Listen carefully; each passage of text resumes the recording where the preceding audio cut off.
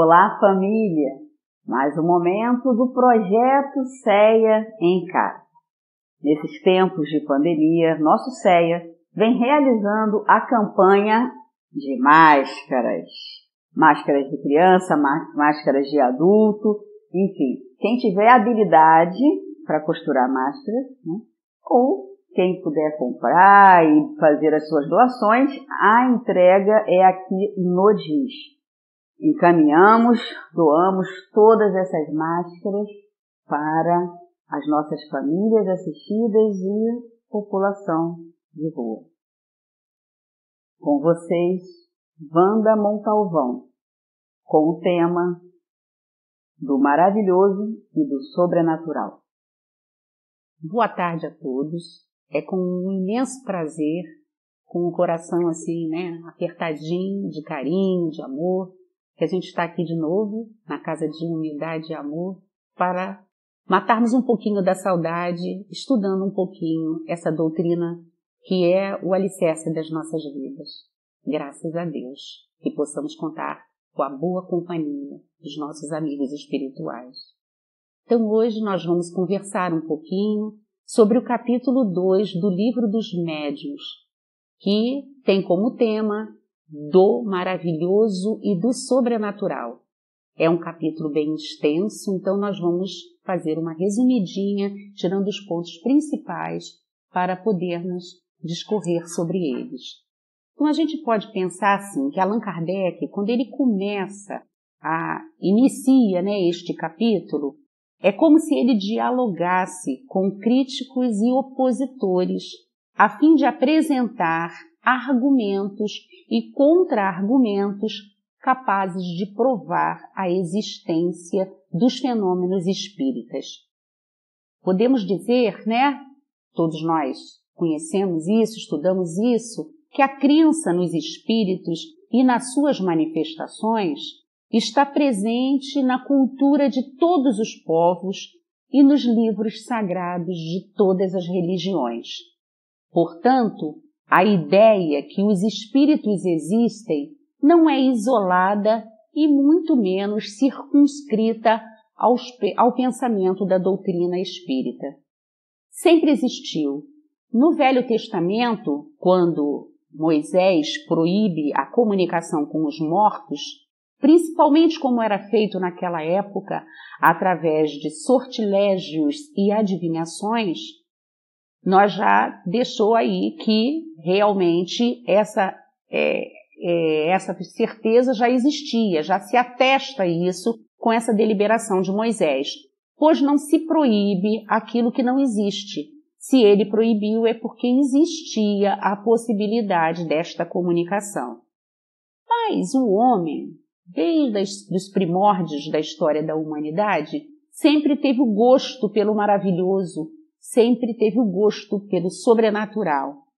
Mas o que seria maravilhoso, o que seria sobrenatural? Podemos dizer que seria tudo que é contrário às leis da natureza. Mas a gente se questiona, nós conhecemos as leis da natureza tão bem assim para podermos colocar limite ao poder de Deus?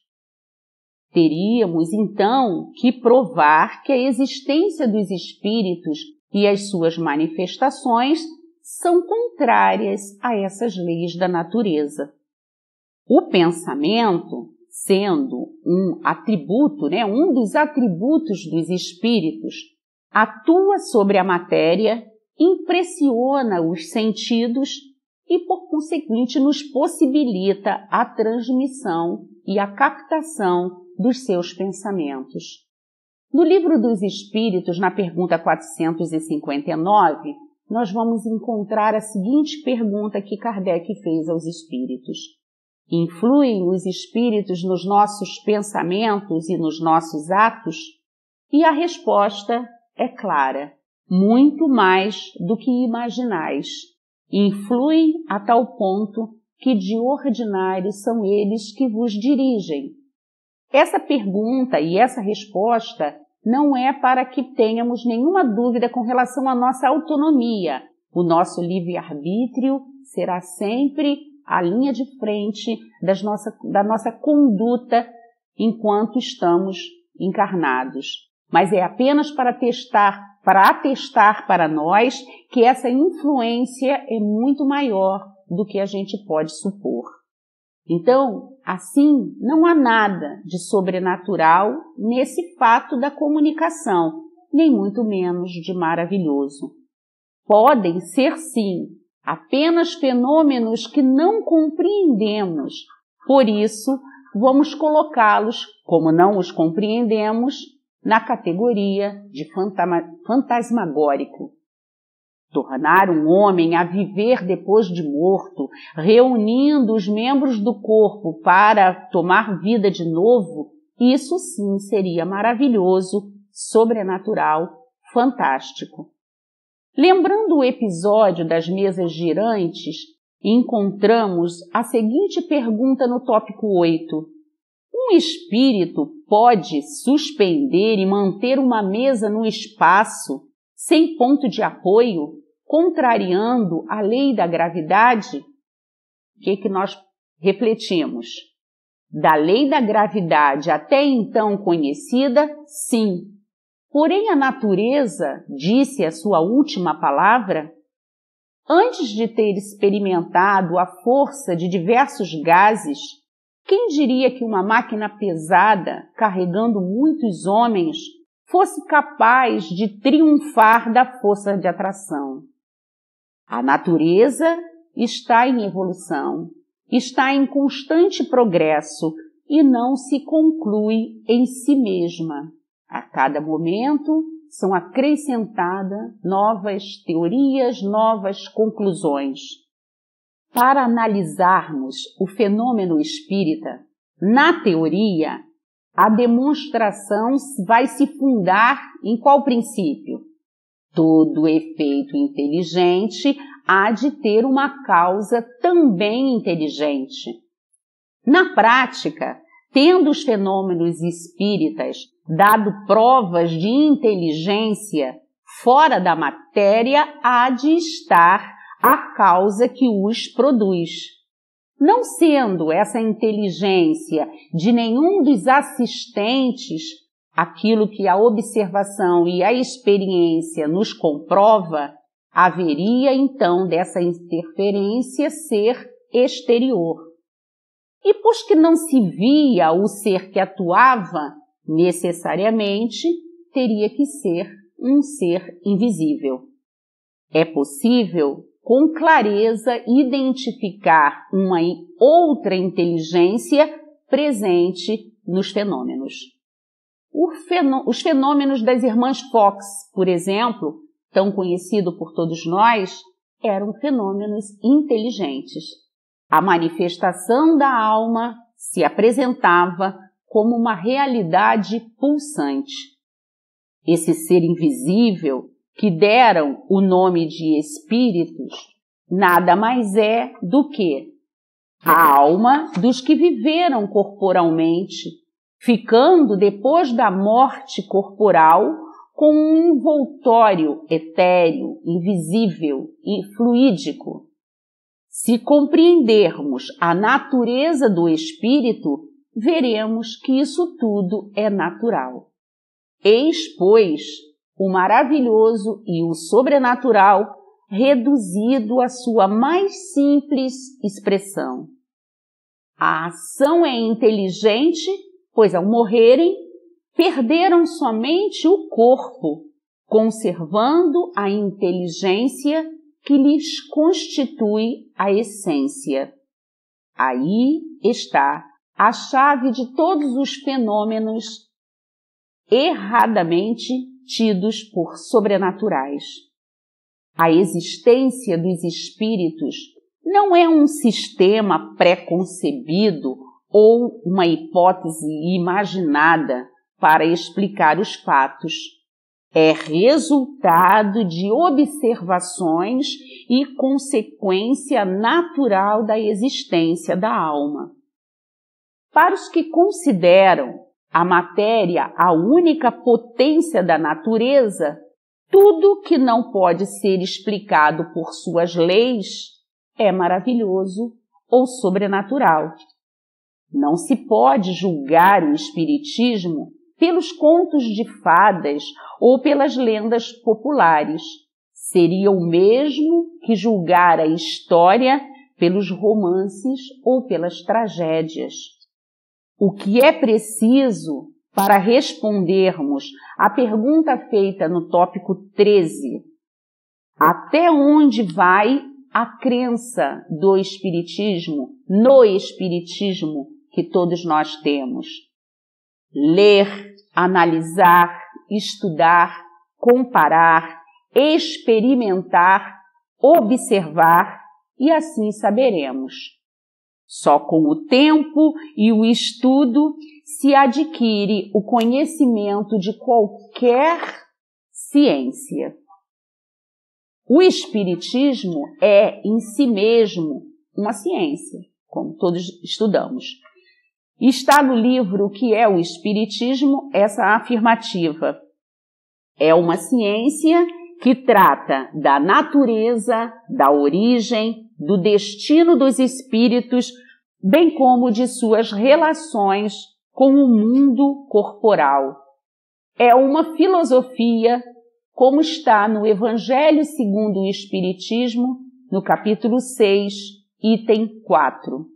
Conhecimento das coisas, fazendo que o homem saiba de onde vem, para onde vai e por que está na Terra. Requer, portanto, estudo abrangente e não observação de fatos isolados. O Espiritismo não aceita todos os fatos considerados maravilhosos ou sobrenaturais. Ao contrário, demonstra a impossibilidade de grande número deles e o ridículo de certas crenças. A palavra milagre, pela sua etimologia, pelo significado da palavra, quer dizer coisa extraordinária, coisa admirável de se ver. Mas, como tantas outras, essa palavra se afastou do seu sentido real e hoje se entende como um ato do poder divino, contrário às leis da natureza. Milagre é uma antiga questão, palavra interessante que sobrevive há milênios e que, até hoje, muita gente acredita em sua existência. Einstein nos deixou a afirmativa: ou não existe milagre, ou tudo é milagre. A vida, sim, é um grande milagre, se renovando a cada dia, mas não no sentido da incompreensão, do incompreensível, mas sim no sentido da razão e da lógica. O milagre não se explica. Os fenômenos espíritas, ao contrário, se explicam racionalmente. O milagre apresenta também uma outra característica de ser raro, quer dizer, acontecer só uma vez ou outra, e também de ser isolado. Mas se o fato, como são os espíritas, os fatos espíritas, se reproduzem à vontade e por diversas pessoas em diversos lugares, não podem ser considerados um milagre. O Espiritismo nos dá a explicação de uma imensidade de coisas inexplicadas que passaram por prodígios nos tempos antigos. Sendo conhecido, analisado, o maravilhoso e os fenômenos entram na ordem das coisas naturais. Com uma base racional, a dúvida desaparecerá. Vemos todos os dias pessoas se tornarem tão convencidas quanto nós, unicamente porque racionalizaram e compreenderam. Se houvéssemos de somente acreditar naquilo que vemos com os nossos próprios olhos, a bem pouco se reduziriam as nossas convicções. No tópico 14, Kardec traz para nós um resumo do que foi estudado neste capítulo, ele chama de resumo das proposições, que são em números de 8. São propostas, sugestões que ele nos traz para o nosso entendimento do capítulo. Primeiro, ele nos diz que todos os fenômenos espíritas têm por princípio a existência da alma, sua sobrevivência ao corpo e as suas manifestações. Segundo, funda-se numa lei da natureza. Esses fenômenos nada têm de maravilhoso ou de sobrenatural. Terceiro, muitos fatos são tidos por sobrenaturais porque não se conhece a sua causa. Atribuindo-lhes uma causa, o Espiritismo os coloca entre os fenômenos naturais. Quarto, entre os fenômenos qualificados de sobrenaturais, muitos existem que o Espiritismo demonstra a impossibilidade que eles aconteçam e os inclui no número das crenças supersticiosas. Quinto, mesmo reconhecendo um pouco de verdade em muitas crenças populares, o Espiritismo não dá sua solidariedade a todas as histórias fantásticas que a nossa imaginação cria.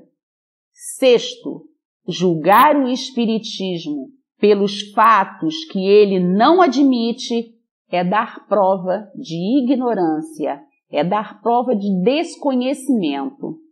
Sétimo, a explicação dos fatos que o Espiritismo admite de suas causas e consequências morais forma todo o corpo de uma ciência e toda uma filosofia que precisam de estudo sério, perseverante e aprofundado.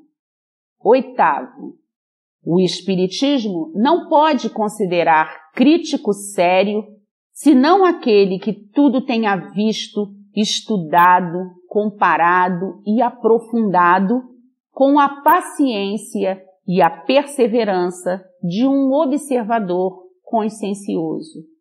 E não podemos também nos esquecer do terceiro aspecto da nossa doutrina, que é o aspecto religioso, por nos levar de volta aos braços do Pai, é nos religar ao nosso Criador. Qualquer dúvida com relação ao capítulo, vamos lá, capítulo 2 do Livro dos Médiuns, vamos pegá-lo, vamos estudá-lo, porque o estudo não se encerra ali, porque ele é bem grandioso. Quero agradecer a oportunidade de estar aqui e de, mais uma vez, termos um tempinho para conversarmos um pouquinho. Um beijo no coração de todos vocês. Fiquem com Deus.